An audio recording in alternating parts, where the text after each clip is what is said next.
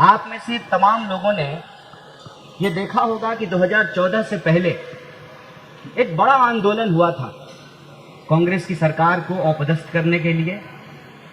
2G, 3G तमाम तरीके के आरोप कैग के एक अधिकारी, जो बाद में उन्होंने कहा कि यह तो राजनीतिक लाभ के लिए किया गया, और देश में एक माहौल बनाया गया कांग्रेस के खिलाफ। याद कीजिए कि उस दौरान किसी भी व्यक्ति के ऊपर UAPA लगाकर या PMLA कानून लगा करके किसी भी सांसद या विधायक को डराया धमकाया नहीं गया, विरोधियों के मुंह नहीं बंद कराए गए।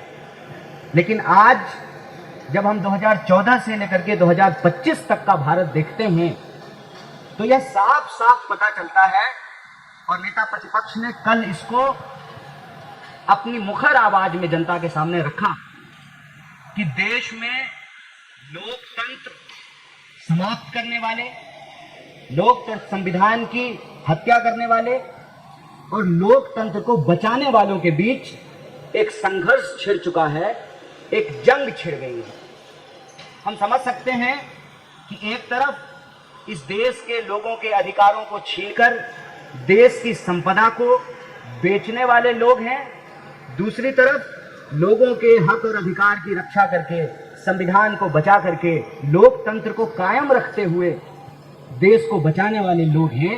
तो ये बेचने और बचाने वालों के बीच लड़ाई है। एक तरफ वो लोग हैं जो चाहते हैं कि लोकतंत्र जिंदा रहे, विरोध का स्वर जिंदा रहे, संविधान का राज कायम रहे, वोट का अधिकार जनता के पास सुरक्षित रहे। दूसरी तरफ वो लोग हैं जो देश की संवैधानिक संस्थाओं का गैर संवैधानिक इस्तेमाल करते हुए लोकतंत्र की हत्या कर रहे हैं। और यह बात हम इसलिए कह रहे हैं कि आप सबने देखा कि 2014 के बाद अमित शाह जी के शब्दों में एक क्रोनोलॉजी इस देश में देखने को मिलती है। पहले विरोधियों को डराया गया, धमकाया गया, झूठे मुकदमे करके जेलों में डाला गया। फिर जो MLA और MP थे, ED और CD और CBI के दम पे उनको अपने साथ मिलाने की कोशिश की गई और रिजॉर्ट का खेल शुरू हुआ। ऑपरेशन लोटस के नाम पर चुने हुए विधायकों को खरीद करके इस रिजॉर्ट से उठाते थे, उस रिजॉर्ट में पहुंचाते थे, चुनी हुई सरकारों को गिराया गया। मतलब पहले अमित शाह इस देश के MLA चुराते थे, फिर उनको लगा कि जब चुनाव आयोग हमारा ही है, ED अब हमारे कब्जे में है, CBI हमारा तोता बन चुका है, तो स्वाभाविक रूप से उनको लगा कि करोड़ों रुपया MLA के ऊपर खर्च करने की जरूरत नहीं है। MLA चुराना छोड़ करके, MLA को रिजॉर्ट घुमाना छोड़ करके वोट चोरी का कार्यक्रम बनाया गया। क्रोनोलॉजी समझिए, पहले MLA चुराते थे, फिर वोट चुराना शुरू किया, और इन दोनों हथकंडों के बावजूद अब की बार 400 पार का नारा जब सफल नहीं हुआ, तब वो SIR लेकर के आए हैं। और SIR का जब बिहार की धरती पे पुरजोर विरोध होना शुरू हुआ और लोगों ने कहा कि जो चुनाव आयोग कागज मांग रही है, पहले वो अपना कागज दिखाए, वोटर लिस्ट दे देश की जनता को और बताए कि वोटर लिस्ट में गड़बड़ी क्यों है, क्यों एक लोग का नाम 4 जगह पे है, क्यों जिंदा लोगों का नाम काट दिया गया है, क्यों जो है मरे हुए लोगों का नाम जोड़ दिया गया है, क्यों आधार कार्ड नहीं स्वीकार किया जा रहा है और आवासीय मांगा जा रहा है। जब इस पे हल्ला शुरू हुआ तो चोर ने नया नुस्खा अपनाया है। कल पार्लियामेंट में नया बिल आया है और बिल का नाम है कॉन्स्टिट्यूशनल अमेंडमेंट बिल, और इसमें ये कह रहे हैं कि किसी CM पे अगर मुकदमा हो गया तो 30 दिन के भीतर उसको पद से हटा देंगे।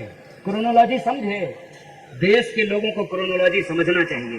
पहले MLA चुराते थे, फिर वोट चोरी किया, उसके बाद CM चुराने का प्रबंध इन्होंने कर लिया है।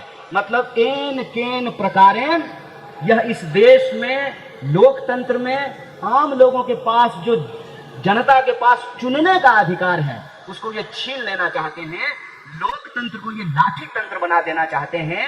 और यहाँ जो एक जरूरी बात है जिसपे हर नागरिक को, मैं कहता हूं कि भाजपा के समर्थकों और कार्यकर्ताओं को भी सोचने की जरूरत है कि जब सरकार ही चोरी से बनेगी तो वो जनता का काम ईमानदारी से नहीं करेगी। जब सरकार चोरी से बनेगी तो बेरोजगारी दूर नहीं करेगी। जब सरकार अपराधी चलाएंगे तो अपराधियों पे लगाम नहीं लगाया जाएगा। जब एमएलए एमपी को मालूम है कि जनता से वोट लेकर के एमपी एमएलए बनना ही नहीं है, जब सीएम को मालूम है कि प्रधानमंत्री और गृह मंत्री के कृपा पात्र से ही सीएम रहना है, तो बताइए वो आपका पलायन क्यों रोकेंगे, आपको नौकरी क्यों देंगे, आपको शिक्षा क्यों देंगे, आपके स्कूल और कॉलेज क्यों बनाएंगे, आपकी सड़कें क्यों बनाई जाएगी। यह जो तमाम सवाल है, उन सवालों को लेकर के देश को गंभीर होने की जरूरत है, क्योंकि लोकतंत्र में सबसे बुनियादी अधिकार होता है वोट का अधिकार। अगर वोट का अधिकार ही हमारे पास नहीं है, मतलब हमारे पास रोजी रोजगार का भी अधिकार नहीं है, हमारे पास सुरक्षा का भी अधिकार नहीं है, हमारे पास शिक्षा का भी अधिकार नहीं है, हमारे पास स्वास्थ्य का भी अधिकार नहीं है। और ठीक कहा संजय जी ने, चोरी से बनी हुई सरकार आपकी पढ़ाई, कमाई, दवाई, सिंचाई हर चीज चुराएगी और इस देश की संपत्ति को लूट करके अपने दोस्तों के खजाने में पहुंचाएगी। इसीलिए हमने कहा कि ये बेचने और बचाने वालों के बीच संघर्ष है। एक तरफ वो हैं जो लोकतंत्र को समाप्त कर देना चाहते हैं, उसको लूट तंत्र और लाठी तंत्र बना देना चाहते हैं। दूसरी तरफ वो लोग जो इस देश से प्यार करते हैं, जिनको अपने परिवार से प्यार है, जिनको अपने बच्चों से प्यार है, जो अपने आने वाली पीढ़ी के बारे में बेहतर सोचना चाहते हैं, उनको वोट के अधिकार को बचाना पड़ेगा। क्योंकि वोट का अधिकार नहीं रहेगा तो ना आपके पास रोजगार रहेगा, ना नौकरी रहेगी, ना पेंशन रहेगा, आपके पास कोई अधिकार बचेगा ही नहीं। इसीलिए यह यात्रा वोट चोरी को रोकने की यात्रा है। यह यात्रा यह सुनिश्चित करने की यात्रा है कि लोकतंत्र में जनता का सेवक जनता के द्वारा चुने जाएंगे और यह एमपी एमएलए चुराना, फिर वोट चुराना और फिर सीएम चुराना और चोरों का जो यह शासन स्थापित करने की जो कोशिश है, इस कोशिश को हमको नाकाम करना पड़ेगा। और बड़ी उम्मीद है बिहार की धरती से, जिस तरीके से इंडिया ब्लॉक की तमाम पार्टियां एकजुट होकर के, उसके कार्यकर्ता एकजुट होकर के इतने बड़े कैंपेन में एकता के साथ चल रहे हैं, ऐसा लगता है कि 1947 से पहले जैसे आजादी के लिए संघर्ष किया जाता था, आज 2025 में उस प्राप्त आजादी को बचाने के लिए संघर्ष किया जा रहा है। इसीलिए हम लोग पूरी मुखरता से कह रहे हैं कि वोट चोरी को रोकना इसलिए जरूरी है ताकि बेरोजगारी की अकाउंटेबिलिटी तय हो सके।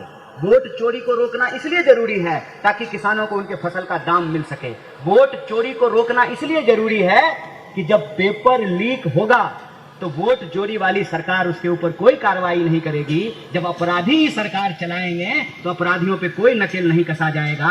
और जब पेपर लीक से बना हुआ दरोगा है तो वो अवैध शराब बेचने से क्यों रोकेगा? जब पेपर लीक से बना हुआ डॉक्टर है तो वो सही तरीके से ऑपरेशन क्यों करेगा? जब पेपर लीक से बने हुए अधिकारी हैं तो उनका जनता के प्रति कोई उनकी जिम्मेवारी नहीं है, कोई उत्तरदायित्व नहीं है। इसीलिए हर व्यक्ति को, देश के एक एक नागरिक को यह समझना पड़ेगा कि वोट चोरी को रोकना दरअसल संविधान को बचाने की लड़ाई है, उस आजादी को महफूज रखने की लड़ाई है जिसको हमको पुरखों ने दिलाई है।